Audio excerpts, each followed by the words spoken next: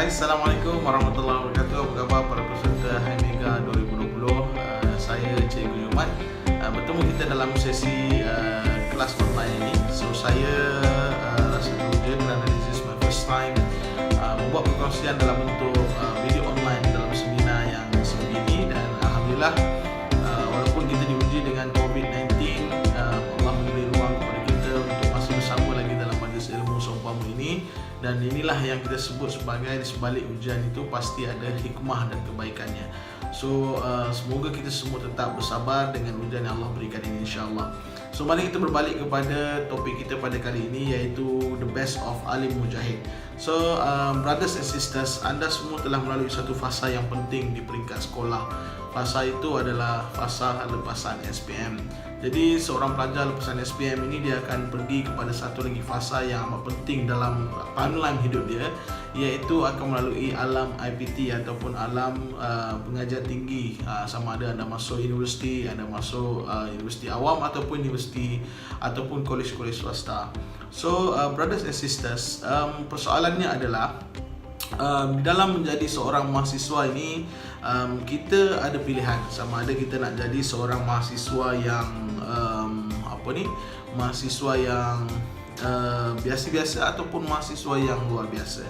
So bagi saya, mahasiswa biasa-biasa itu dia dipanggil sebagai mahasiswa 3K.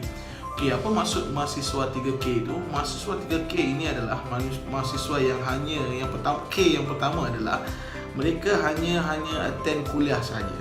Okay, mereka hanya datang kelas, datang kuliah, dah habis kelas mereka balik. Ini mahasiswa yang pertama. Bukan maksudnya hadir kuliah itu tak bagus, tapi maksudnya adalah dia hanya menetapkan diri dia masuk IPT itu, habis kelas habis, dah tak ada apa-apa yang perlu dibuat lagi, tak ada aktiviti apa-apa yang perlu dibuat lagi. So ini adalah K yang pertama. K yang kedua adalah mereka ni adalah gemar pergi kafe. Banyak menghabiskan masa di kafe berbual-bual kosong dengan rakan-rakan satu kuliah, classmate dia, dan mereka ni adalah berbincang-bincang benda-benda yang tak patut ataupun di luar daripada konteks belajar dan sebagainya, ataupun terlalu lama membuang masa di kafeteria. Okey, itu antara K yang kedua. Dan K yang ketiga yang paling dahsyat adalah katil. Dah lah tak attend kuliah kan, dah tak attend kuliah, dah hanya menghabiskan masa tidur di dorm ataupun di kolej kediaman, dan hanya tidur dan membuang masa, dan masa berlalu begitu saja dan pergi begitu saja. So ini adalah 3K untuk pelajar yang mahasiswa yang biasa-biasa. So kita tak nak anda menjadi seorang mahasiswa yang tergolong dalam golongan 3K ni. So saya nak anda semua menjadi mahasiswa yang merupakan mahasiswa luar biasa. Sudah pasti mahasiswa yang luar biasa itu adalah mahasiswa Muslim, ya, mahasiswa Muslim.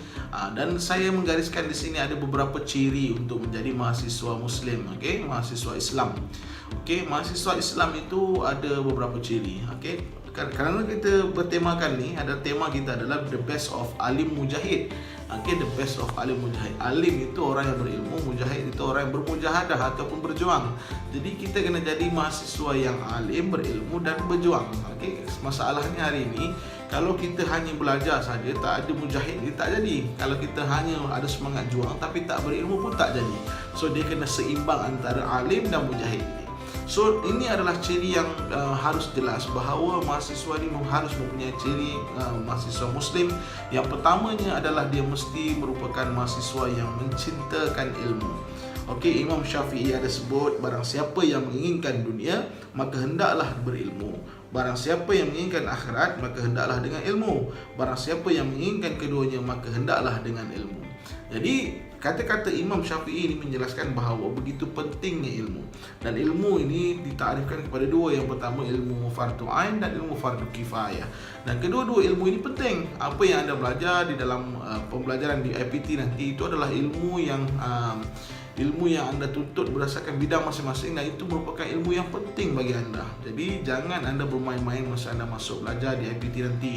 Pastikan setiap kelas, setiap tugasan, setiap apa jua yang anda diberikan tentang berkaitan dengan ilmu yang anda pelajari, haruslah anda dalami bersungguh-sungguh. Bukanlah anda membaca buku ataupun mengulang kaji itu disebabkan semata-mata untuk exam ataupun result carry mark saja, tetapi anda betul-betul mendalami bidang itu supaya Islam dapat tumpang kemahiran kita di hari kemudian, insya-Allah.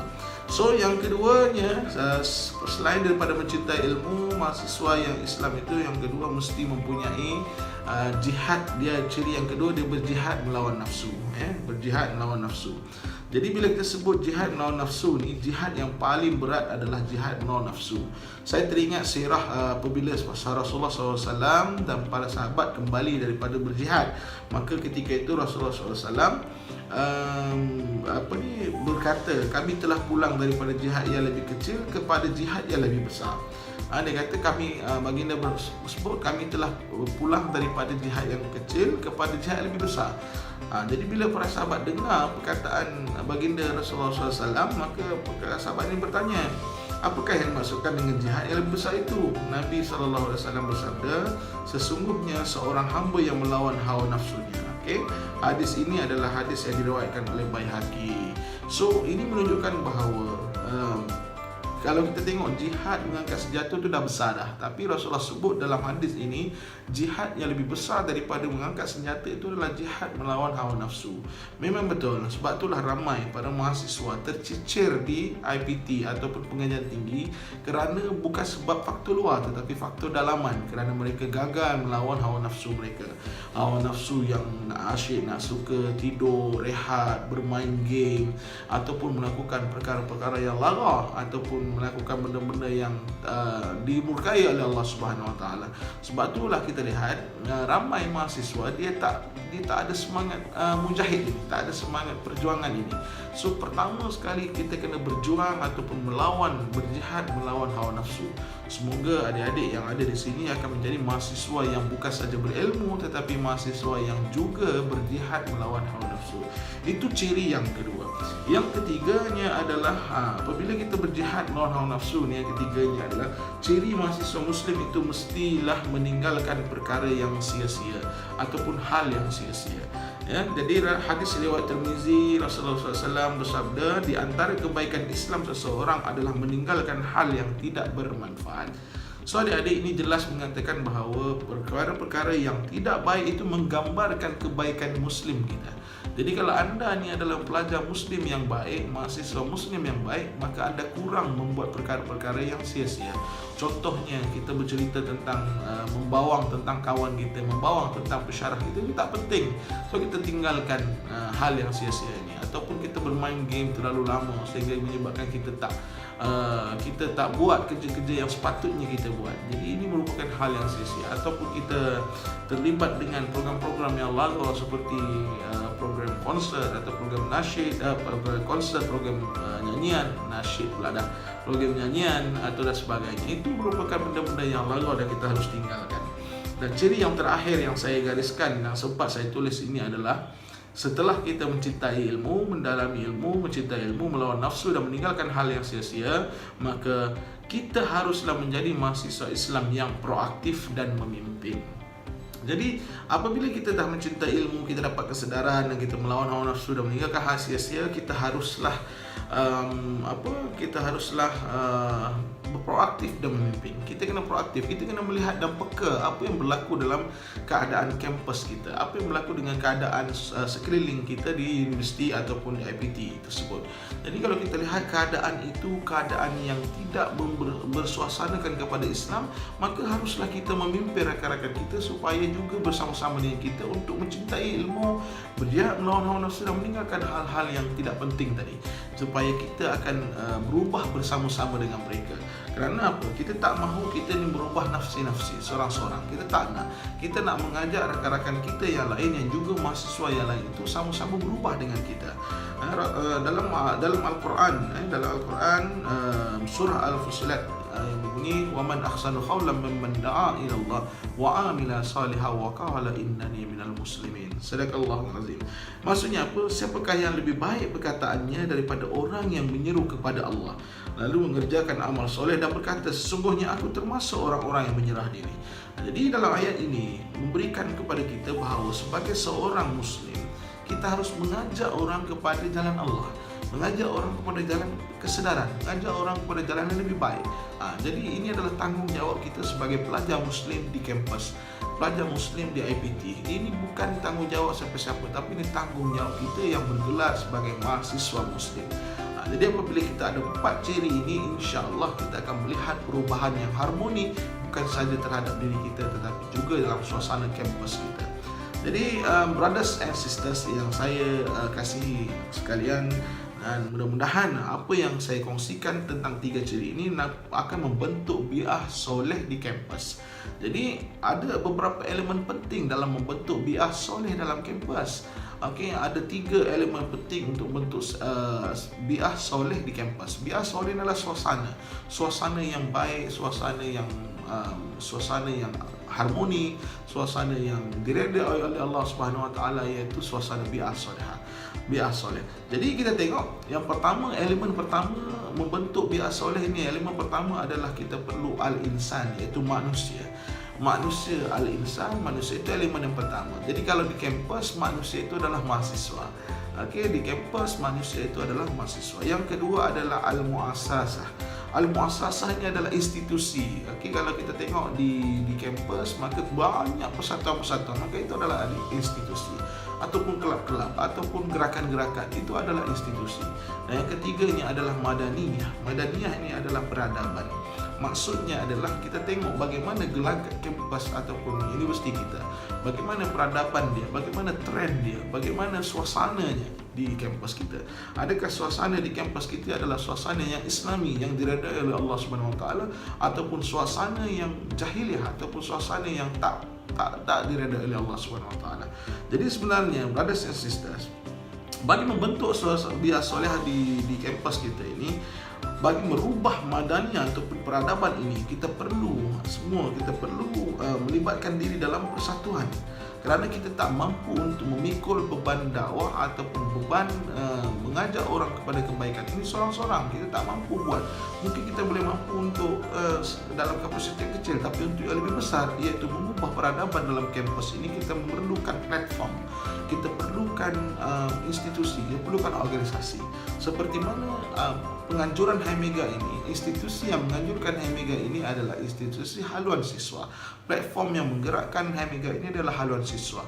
Maka di universiti juga ada haluan siswa. Maka kita boleh bersama-sama dengan haluan siswa, menggabungkan diri bersama haluan siswa untuk membentuk peradaban ataupun merubah bi'ah yang soleh, merubah bi'ah yang tak baik kepada bi'ah yang baik, iaitu bi'ah yang soleh di kampus anda akan datang. Dengan bergabungnya anda, maka membentuk muassasah ini adalah satu perkara yang penting. Sebelum kita membentuk institusi ataupun yang bermatlamatkan ataupun berfokuskan kepada suasana yang baik, kita perlu membentuk individu ataupun insan yang baik, mahasiswa yang baik. Dan jadi kalau kita tengok, itulah circle dia.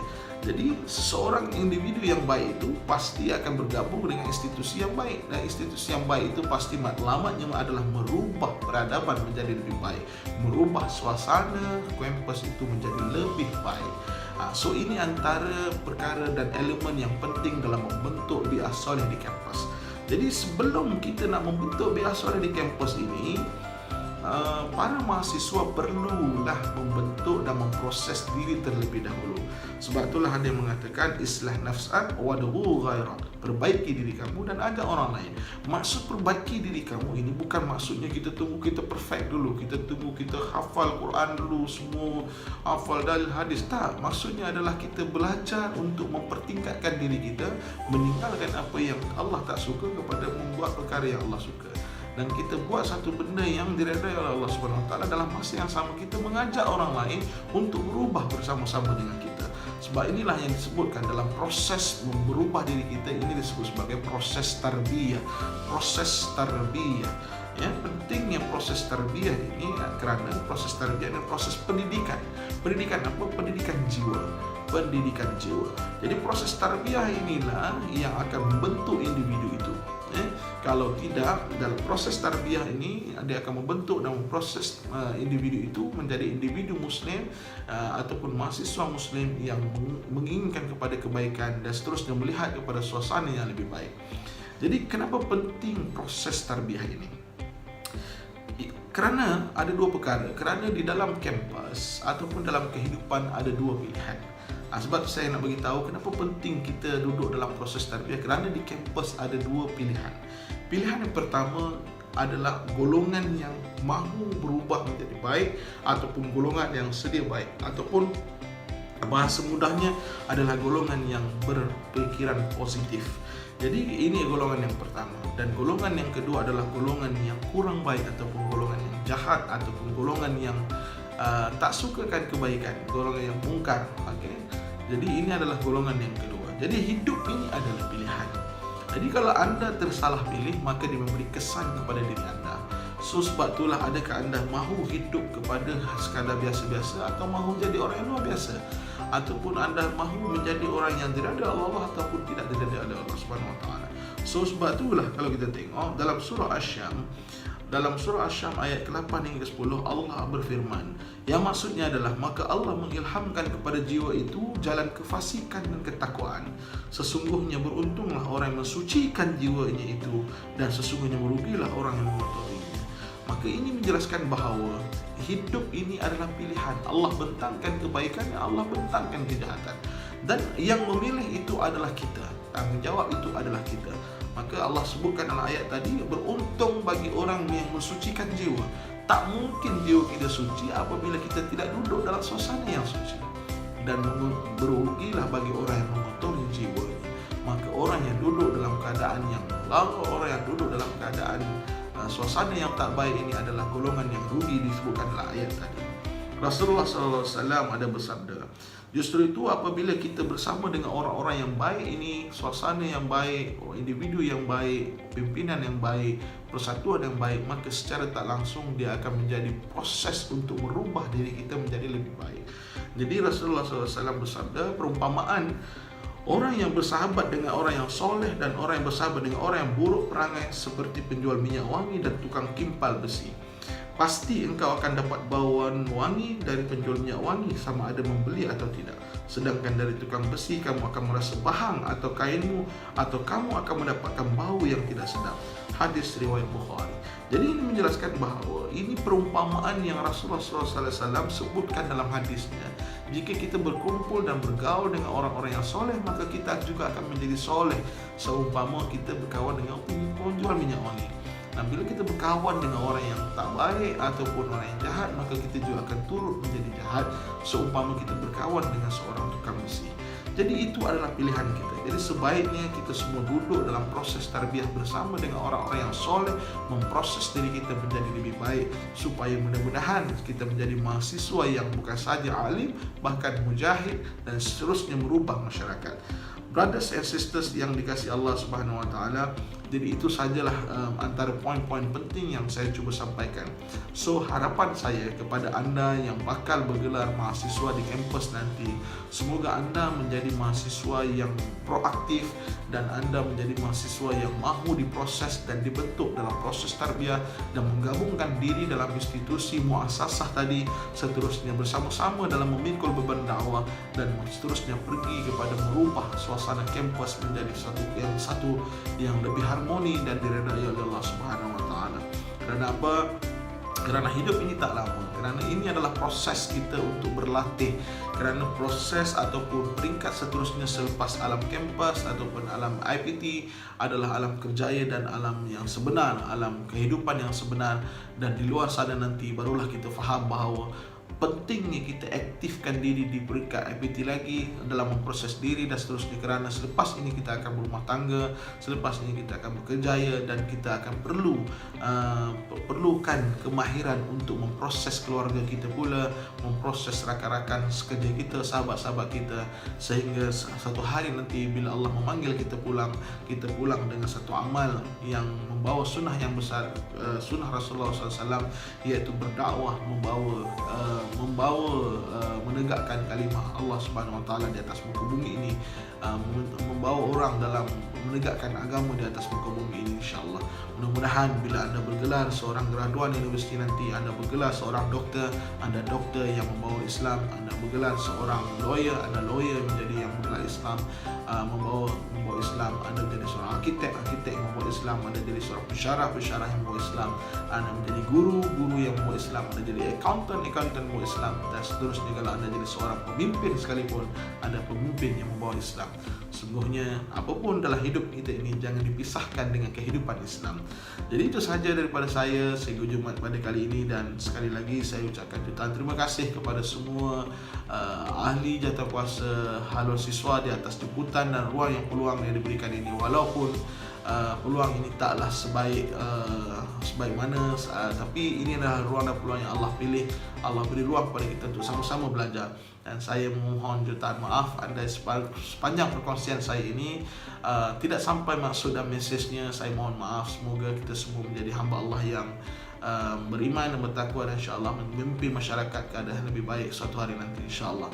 Jadi itu sahaja daripada saya. Keep in touch bersama dengan saya, Cikgu Jumaat. Assalamualaikum warahmatullahi wabarakatuh.